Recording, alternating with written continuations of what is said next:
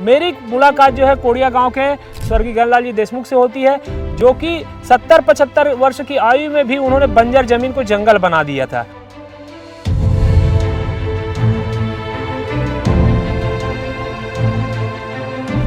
गणलाल जी देशमुख से मुझे प्रेरणा मिली, है ना, और मुझे लगा कि एक बुजुर्ग व्यक्ति जो है बंजर जमीन को जंगल बना दिया है यहाँ। जब एक बुजुर्ग व्यक्ति जंगल बना सकता है तो मैं तो अपने पास जो लाखों पेड़ उपलब्ध है उसको क्यों संरक्षित नहीं कर सकता। ये मेरे मन में एक बात आई।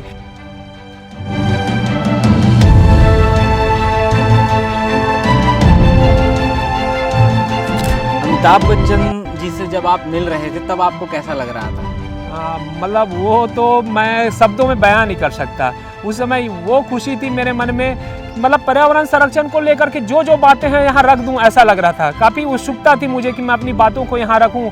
मैं अगर पूर्वजों की स्मृति को अगर संजो सकता हूं तो वो है एक पेड़ लगा करके और एक हरित तर्पण के माध्यम से। पेड़ लगाना एक हरित तर्पण है उनके लिए। रक्षाबंधन पे हर साल मेरे पूरे परिवार के सारे सदस्य लोग आते हैं और पेड़ों को राखी बांधते हैं। नमस्कार दोस्तों, मैं शारिक हूं और आप मुझे भारतीय मीडिया नेटवर्क पर देख रहे हैं। आज हम मिलेंगे दुर्ग नहीं बल्कि छत्तीसगढ़ के एक सच्चे हीरो से, ऐसे हीरो से जिन्हें केबीसी यानी कौन बनेगा करोड़पति के मंच से सम्मानित किया गया है, एक अवार्ड दिया गया है। एक ऐसे हीरो से जिन्होंने लाखों पेड़ों का संरक्षण किया, कई वृक्षारोपण किए और हज़ारों की संख्या में लोगों को वृक्ष बांटे। इतना ही नहीं, बीज छिड़काव करके लाखों पेड़ भी इन्होंने तैयार किए। इनके इन सभी कार्यों के लिए इन्हें कौन बनेगा करोड़पति यानी केबीसी के मंच से सम्मानित किया गया है। फोर्स फॉर गुड हीरोज़ नाम का इनको अवार्ड दिया गया है। इनकी यह उपलब्धि दुर्ग भिलाई ही नहीं पूरे छत्तीसगढ़ के लिए एक बड़ी उपलब्धि है। तो आइए उनसे मिलते हैं। हमारे साथ रोम शंकर यादव जी हैं। सबसे पहले तो सर आपको बहुत बहुत बधाई, धन्यवाद कि आपकी जो यह उपलब्धि है छत्तीसगढ़ ही नहीं भारत के लिए एक विशेष उपलब्धि है, क्योंकि देश से केवल 10 लोगों को चुना जाना था इस अवार्ड के लिए, उसमें आपको भी चुना गया है जी। तो आपको बहुत बहुत बधाई, धन्यवाद। हम इस इंटरव्यू की शुरुआत प्रारंभिक जीवन से करते हैं कि आप अपने बारे में थोड़ा सा हमारे दर्शकों को बताइए कि क्या प्रारंभिक जीवन आपका कैसा रहा। मेरा प्रारंभिक जीवन बचपन से ही मुझे पर्यावरण के प्रति रुझान रहा है। हम लोग क्या है, बचपने में ना जो गांव में जो घुरुआ होता है तो घुरुआ में जो स्वाभाविक रूप से जो बीज पड़े होते थे वो बारिश में जब अंकुरित हो जाता था तो उसको निकाल करके खेल खेल में लगाते थे, पौधा रोपण करते थे और उसको लगा करके हम लोग खुश होते थे कि देखो कितना बढ़िया लग रहा है। पौधरोपण करने के बाद में धरती में जो हरितिमा जो बिखरी है उससे कितना अच्छा लग रहा है। और उस समय हम खेल खेल में करते थे और बचपने में सुरक्षा घेरा के लिए हमारे पास पर्याप्त संसाधन भी नहीं था। तो उसके बाद में फिर मैं जो बड़ा हुआ, कॉलेज की पढ़ाई करते करते जो है मैंने जो है जर्नलिज्म की शुरुआत की और जर्नलिज्म की शुरुआत की तो जल जंगल जमीन और पर्यावरण संरक्षण को लेकर के कृषि के मुद्दों पे लगातार रिपोर्ट लेखन किया। और इसी बीच में मेरी मुलाकात जो है कोड़िया गांव के गणलाल जी देशमुख, स्वर्गीय गणलाल जी देशमुख से होती है, जो कि 70-75 वर्ष की आयु में भी उन्होंने बंजर जमीन को जंगल बना दिया था। मतलब कहा जा सकता है कि जिनसे आपको प्रेरणा मिली। बिल्कुल, गणलाल जी देशमुख से मुझे प्रेरणा मिली, है ना, और मुझे लगा कि एक बुजुर्ग व्यक्ति जो है बंजर जमीन को जंगल बना दिया है यहाँ। और वहीं दूसरी तरफ मेरे गांव में 18 करोड़ की लागत से भिलाई इस्पात संयंत्र ने जो 10 लाख पौधे रोपे थे, वो जब पेड़ बना तो उन पेड़ों की अंधाधुंध कटाई हो रही थी और एक दिन में हजारों पेड़ ठूंठ में तब्दील हो रहे थे। जब एक बुजुर्ग व्यक्ति जंगल बना सकता है तो मैं तो अपने पास जो लाखों पेड़ उपलब्ध है उसको क्यों संरक्षित नहीं कर सकता। ये मेरे मन में एक बात आई, क्योंकि मैं तो युवा हूं ना, वो बुजुर्ग है। तो उसके बाद लगा कि नहीं, मेरी जो शक्ति है उसको एक पर्यावरण संरक्षण की दिशा में लगाना चाहिए। और मैंने इस दिशा में काम करना शुरू किया, लोगों को समझाया पेड़ का क्या महत्व है, वो सब बताया। और खुद भी पौधरोपण करना शुरू किया तो मुझे लगा कि इससे बड़ी पूजा तो कुछ नहीं हो सकती, क्योंकि जब मैं अगर पूजा करता हूं तो अपनी समृद्धि, अपनी सुख शांति के लिए ये करता हूं, कामना करता हूं। लेकिन अगर मैं पौधरोपण करता हूं तो इस पौधरोपण से लाखों जीव जंतु को फायदा तो मिलता है, उसके साथ साथ अगर मेरे कोई दुश्मन भी होंगे उनको भी ये पेड़ जो है लाभ पहुंचाता है, तो ऑक्सीजन के रूप में। तो कहीं ना कहीं ये सबसे बड़ी निस्वार्थ पूजा है। ये बात मेरे मन में आई और मैंने तय कर लिया कि ठान लिया कि अब इस मुहिम को आगे और बढ़ाऊंगा। और जब आगे बढ़ता गया तो इस बीच में मेरे साथ बहुत सारे युवा साथी जुड़े, जिनको लेकर के मैंने जो है हितवा संगवारी नामक संगठन तैयार किया और उन सबको लेकर के हम लोगों ने एक पौधरोपण की मुहिम शुरू की। तो ये हम आसपास जितने भी पेड़ देख रहे हैं एक समय पे ये ठूठ में तब्दील हो गए थे, आपने इन्हें संरक्षित किया और आज हम काफ़ी घना यहाँ घनी संख्या में यहाँ पेड़ देख रहे हैं। कहीं ना कहीं एक बहुत बड़ी उपलब्धि है। आप जो ये पर्यावरण संरक्षण का काम कर रहे हैं, हाँ, इसमें आपके परिवार के तरफ से आपका कैसा सपोर्ट रहता है? वो लोग भी क्या इसमें हिस्सा लेते हैं आपके इस काम में? बिल्कुल, वही जो मुहिम जब चलाया ना, तो बोलते हैं कोई शुरुआत जब करो तो अपने घर से करो। तो सबसे पहले मैंने अपने जन्मदिन पर पौधरोपण किया, फिर अपने परिवार के हर सदस्यों के जन्मदिन पर पौधरोपण करना शुरू किया। तो मेरे परिवार के हर सदस्य ने अपने अपने जन्मदिन पर आकर के यहाँ पे पौधरोपण किया है, अलग अलग जगहों पे पौधरोपण किए हैं और वो आज पेड़ बन चुके हैं। पितरों की स्मृति के नाम से एक उद्यान भी तैयार किया। बिल्कुल, हाँ। तो ये आइडिया आपको कहाँ से आया, इसका विचार कहाँ से आया कि ऐसा करूँ? क्योंकि ऐसी कोई परंपरा तो हम नहीं देखते हैं।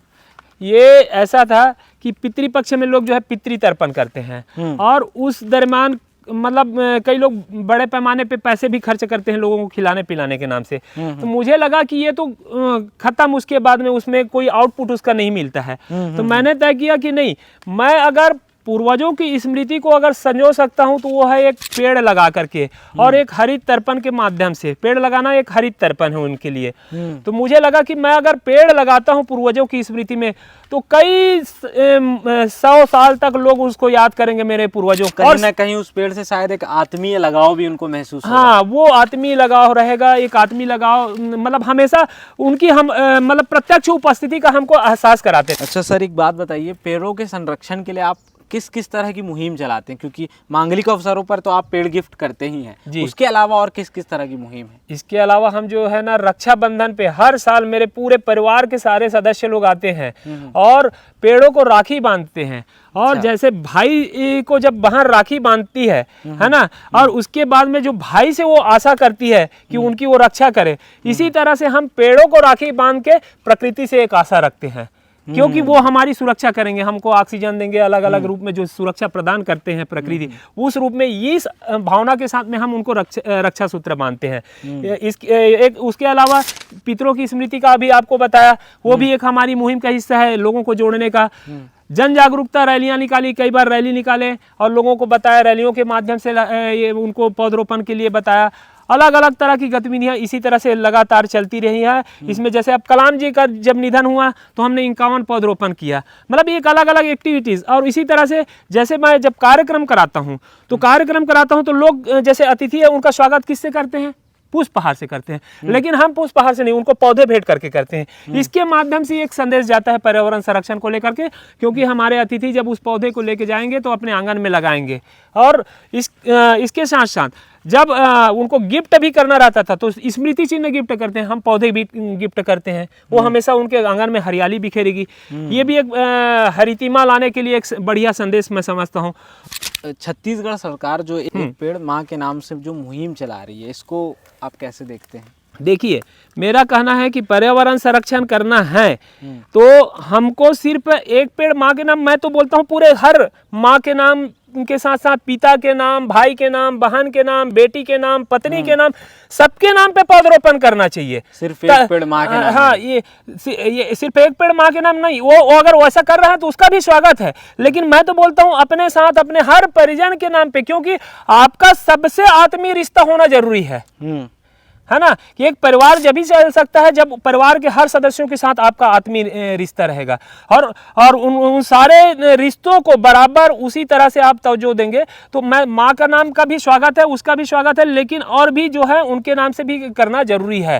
केबीसी के मंच पर आप गए, वहाँ का अनुभव कैसा रहा आपका? केबीसी के मंच में जाना मेरे लिए काफ़ी अविस्मरणीय है, क्योंकि सदी के महानायक जिसकी एक झलक पाने के लिए लोग ललायित रहते हैं, और उस महानायक के द्वारा जब पर्यावरण संरक्षण को लेकर मंच में एक संदेश दिया गया कि मेरे जो जन्मदिन पे और मांगलिक अवसरों पे पौधरोपण का जो काम करता हूं, उसको देख करके उन्होंने कहा कि वे भी अब अपने जन्मदिन पर पौधरोपण करेंगे और अपने बच्चों के जन्मदिन पर पौधरोपण करेंगे और साथ ही लोगों को उपहार में पौधे गिफ्ट करेंगे। तो ये जब बात उन्होंने कही तो मुझे लगा कि जिस संदेश को लेकर के मैं चला था, वो संदेश तो आज जो है उस मंच के माध्यम से छत्तीसगढ़ के बाहर पूरे प्रदेश में, सारे देश भर में फैल गया।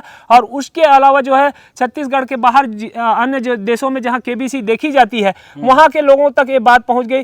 तो मुझे लगता है कि इतना व्यापक विस्तार इस संदेश का हुआ है हरियाली लाने का, वो मेरे लिए एक बड़ी उपलब्धि है। अमिताभ बच्चन जी से जब आप मिल रहे थे तब आपको कैसा लग रहा था? क्या वो अनुभव हमारे दर्शकों को बताइए। मतलब वो तो मैं शब्दों में बयान नहीं कर सकता। उस समय वो खुशी थी मेरे मन में कि मतलब इस प्लेटफार्म से मैं मतलब पर्यावरण संरक्षण को लेकर के जो जो बातें हैं यहाँ रख दूं, ऐसा लग रहा था। काफ़ी उत्सुकता थी मुझे कि मैं अपनी बातों को यहाँ रखूं, बेहतर ढंग से प्रस्तुत करूं, ताकि ये करोड़ों दर्शक जो है इसको देख रहे हैं उन तक मेरी जो संदेश है पर्यावरण संरक्षण को लेकर के वो पहुँची। ये मेरे मन में काफ़ी उत्सुकता बनी हुई थी उस समय। इन सभी मुहिम से आम लोग चाहें तो बहुत कुछ सीख सकते हैं, उसको अपना भी सकते हैं। तो आप दर्शकों को, जो आम लोग जो देख रहे हैं आपको, उनको क्या संदेश देना चाहेंगे? मैं लोगों को यही संदेश देना चाहूँगा कि आज हम जलवायु परिवर्तन के जो वैश्विक संकट के दौर से जो गुजर रहे हैं, इससे अगर निपटना है तो हम अगर अपने जन्मदिन और मांगलिक अवसरों पे अपने पुरखों की स्मृति में पौधरोपण की मुहिम को अगर निरंतर जारी रखें तो इसी से ही हम इस धरती को हरा भरा बना सकते हैं, जिससे इस संकट से हम जूझ सकते हैं। और इसके अलावा मैं ये भी कहूँगा कि लगातार विकास के साथ साथ जैसे सड़क निर्माण को लेकर के विनाश हो रहा है, तो हमको जो है अपने आसपास के पेड़ों से ही ऑक्सीजन मिलेगा। तो हमारे लिए कम से कम, हम अपने व्यक्तिगत के लिए कम से कम ऑक्सीजन व्यवस्था करने के लिए अपने आसपास के पेड़ों को संरक्षित करने और संरक्षित करने के साथ साथ पेड़ भी पौधे रोपण भी करें, ताकि नए पेड़ जब तैयार होंगे तो उससे जो है आसपास का वातावरण हरा भरा होगा और उससे आपको अपने लिए कम से कम ऑक्सीजन मिलेगा और एक स्वच्छ वातावरण का निर्माण होगा। साथ ही लोगों से मैं ये अपील भी करूंगा कि आप अपने जन्मदिन पे, शादी के सालगिरह पे, गृह प्रवेश पे और जितने भी मांगलिक अवसर हैं, तीज त्योहार पे, उस पे पौधरोपण करें। अपने पुरखों की स्मृति को भी पौधरोपण करके संजोएं। और लोगों को हम जो उपहार देते हैं कृत्रिम जो सामग्रियों का, उसके जगह में अगर पौधे अगर गिफ्ट करें तो पौधे गिफ्ट करेंगे तो इसके माध्यम से भी आप हरियाली ला सकते हैं। तो उनसे भी अपील करूंगा कि कोशिश हो कि ज़्यादा से ज़्यादा हम उपहार में पौधे भी गिफ्ट करेंगे तो इसके माध्यम से भी हमको हरियाली लाने में मदद मिलेगी और एक हरा भरा धरती, एक हरा भरा प्रकृति का निर्माण होगा। और जो है आने वाले एक सुखद भविष्य के लिए एक सुखद भविष्य हमारे लिए लेके आएगा और आने वाली पीढ़ी भी ऐसे सुखद भविष्य उनके लिए एक सुखद भविष्य का हम निर्माण कर सकेंगे। तो ये थे हमारे साथ रोम शंकर यादव जी। पर्यावरण संरक्षण को लेकर के इनकी जितनी भी मुहिम है, जो भी प्रयास है, इनसे आप बहुत कुछ सीख सकते हैं, अपने जीवन में उन्हें उतार भी सकते हैं।